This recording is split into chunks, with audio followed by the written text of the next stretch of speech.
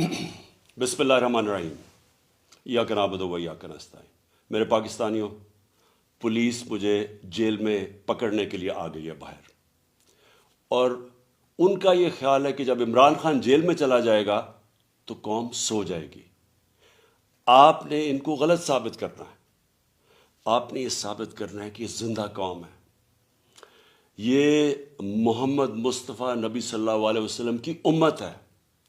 ये ला इलाहा इल्लल्लाह के नारे के ऊपर बनने वाली कौम है। आपने अपने हकूक़ के लिए, हकीकी आज़ादी के लिए आपने जद्दोजहद करनी और निकलना बाहर। देखिए, इमरान खान को अल्लाह ने सब कुछ दे चुका है।